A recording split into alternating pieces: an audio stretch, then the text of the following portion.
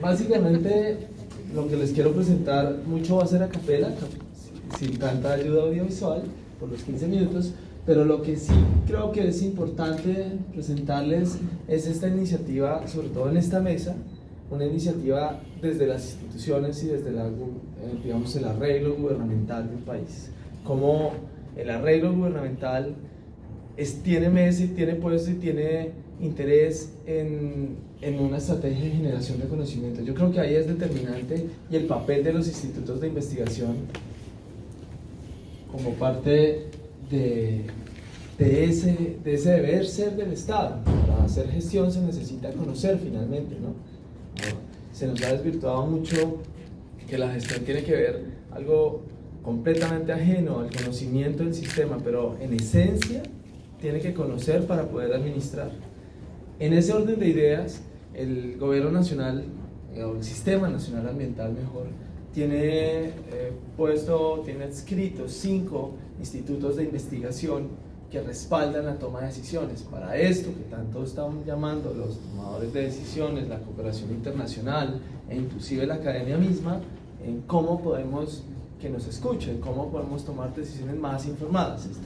Este Sistema Nacional Ambiental perdónenme, cumplió 20 años, entonces hace 20 años teníamos el mismo reto: cómo hacer para que la información de los científicos y los que nos decimos científicos o queremos serlo y puedan trascender y llegar a los escenarios de toma de decisiones. Ese reto ya estaban dando. Acá de alguna manera los 2 institutos de investigación que están participando es el Instituto de Estudios Ambientales y Recursos Naturales del país, que se denomina IDEAM en siglas, y el Instituto Nacional de Recursos Biológicos, el Instituto Alexander von Humboldt, con apoyo, en este caso, directamente de Condensal. Fue quien nos dio la mano, nos soportó mucho, bajo el liderazgo de Luis Daniel Jambi, profesor venezolano muy reconocido, paramólogo y de la alta montaña, y el doctor Manuel Peralbo. Francisco Cuesta también en su momento estaba acá y nos apoyó, y obviamente el programa de Bosques Andinos. En ese orden de ideas y bajo esa conclusión, avanzamos hacia un tema que lo teníamos medianamente expuesto, ideado en las ideas de estos institutos que se denominan en la literatura institutos de frontera, ¿no? Que no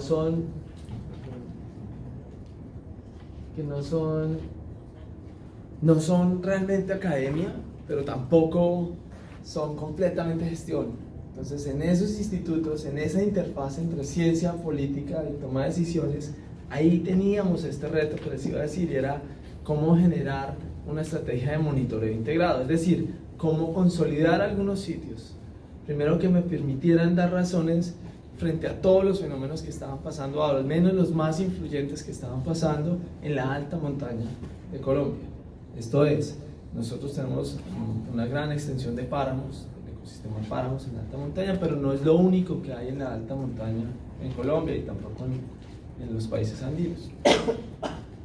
Además de esto, de monitorear los otros ecosistemas, además de los páramos, también tenemos que ver qué está pasando con la transformación de esos ecosistemas, y sobre todo un énfasis muy importante en servicios ecosistémicos. Entonces se tocan temas de mis predecesores de charla, de restauración, de monitoreo de carbono, de regulación hídrica, de biodiversidad obviamente, pero cómo consolidar esto en una estrategia de monitoreo integrado, así lo denominamos.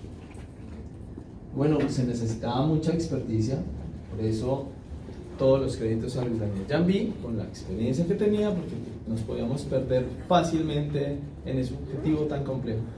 Esta iniciativa comenzó en forma en el 2018, o sea, relativamente joven, tiene 2 años. Hemos logrado algunos de los impactos que tal vamos a presentar. Básicamente ya les expuse en estos institutos que tienen la obligación de dar la mano al gobierno nacional en la regulación de políticas públicas.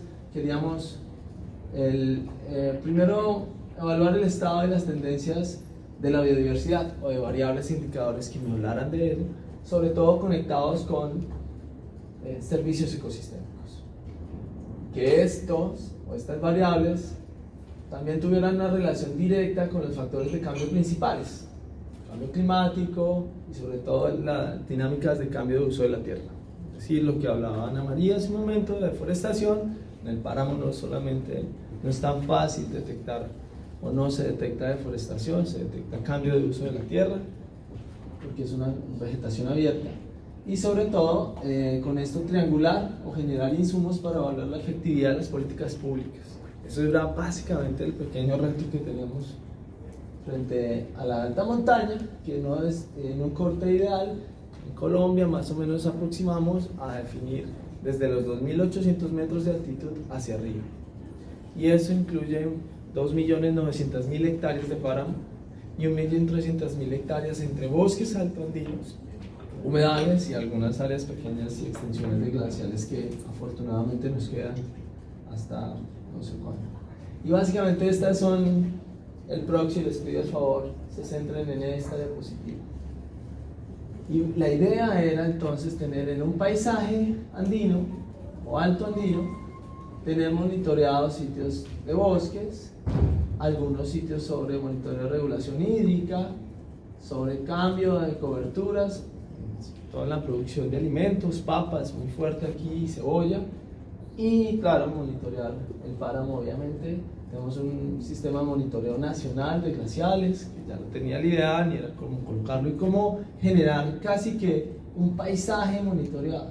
Eso es la idea, en final de cuentas, o sea, en términos castizos, eso es monitoreo integrado. Tener sitios pilotos monitoreados. El quid del asunto es hacer el link entre el monitoreo de diversidad biológica o biológico o ecológico con el social, para que sea un enfoque socioecológico. Pero básicamente las dos hipótesis que tenemos es, en la alta montaña hay un gradiente de elevación, ustedes lo dijeron muy bien, Francisco se los explicó, están los bosques andinos, los páramos y los glaciales, los humedales también podría ser, y está el gradiente de transformación. No solamente es esto, sino que también hay agricultura, hay inclusive algunas actividades forestales como exóticas, hay minería y hay procesos de remoción en masa por sucesión climática. Entonces, básicamente lo que queremos o a lo que le queremos apostar es poder monitorear entonces, por ejemplo, agroecosistemas convertidos o en una transición hacia una reconversión ecológica, o el agroecosistema típico, como se ha venido manejando, donde hay mucho menos diversidad y por ende mucho menos relación de servicios ecosistémicos. Y asimismo poder tener monitoreada la sucesión ecológica, que Francisco les explicó por qué es tan importante para la restauración, para medir nuestra restauración, y los bosques naturales o los ecosistemas de referencia, como se llaman en las ciencias de la restauración ecológica.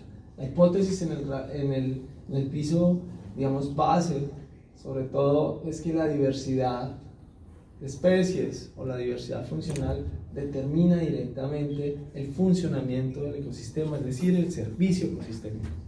Y por eso es tan importante amarrar plataformas de monitoreo integrado, paisaje completamente, para poder, digamos, medir de alguna manera los efectos que tienen el cambio de uso de la tierra y la efectividad de las políticas públicas. En una manera muy rápida, en la línea de tiempo, en el 2018, bajo la dirección de Luis Daniel, construimos el modelo conceptual, planteamos los objetivos, que ya previamente se los presenté, unas preguntas, aquí participaron más o menos 70 investigadores, 5 momentos concentrados en Colombia pensando las preguntas y las escalas entre todos estos investigadores.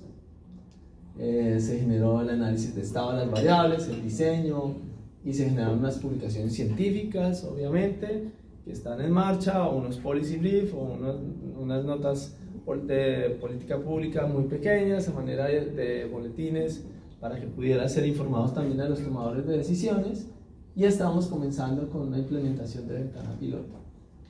La fase 2, que inicia en el 2020, está empezando ahorita a finales de este año, es darle fortaleza y concentrarnos mucho en los pilotos de esto, aterrizar esto, seguir con un direccionamiento estratégico e incluir el componente más fuerte de comunidades locales a medida que se baje. El tema acá más importante es que no se trata de partir de cero. Acá, en ese trabajo que se hizo con actores regionales, se identificaron sitios que ya tienen años de monitoreo. Ahorita se los voy a presentar. Y es sobre ese sitio donde tenemos que construir de manera conjunta con los diferentes grupos de investigación, los que monitorean el agua, los que monitorean vegetación, los que monitorean fauna y los que trabajan en la conversión, por ejemplo, de sistemas agropecuarios, cómo podemos generar un protocolo o síntesis de conocimiento ahí en esos sitios.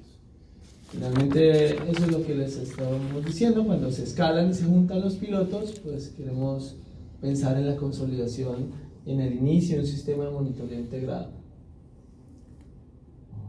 Okay. Este es finalmente el desafío.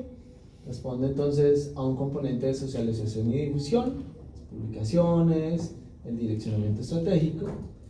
Este es el corazón de la fase que viene, la implementación de pilotos en 2 sitios, específicamente en Parque Nevados, la cuenca del Río Claro, alrededor de 7.000 hectáreas. Ahí está la Escuela de Ingenieros de Antioquia, está también el Observatorio Coleca Casué de la universidad y de Daniel Ruiz Colombianos, que hace parte del panel del IPCC como autoridad científica. Y el otro sitio, este sitio tiene la mitad de la cuenca o el área protegida, está dentro de un área protegida de carácter nacional, la otra mitad está fuera y tiene muchos sitios de transformación, una producción agropecuaria lechera muy fuerte. Y aquí hay más o menos un histórico de 10-15 años de datos. Acá el reto es integrar y es parte, digamos, es nuestra meta para el otro año, ya les explico por qué. Y el otro sitio es Totavijagual, un páramo mucho más relictual en la cordillera oriental de los Andes. Recuerden que la cordillera de los Andes se abre en 3 ramales. Está la más antigua, está mucho más extensa y la más diversificada. Mientras, ok. Voy a ponerlo el asunto.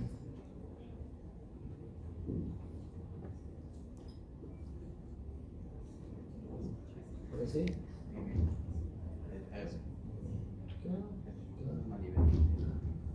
A ver.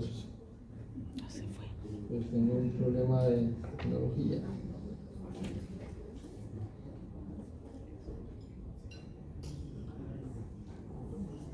Y al final, este es un reto muy grande para el 2020 porque cumplimos 2 años del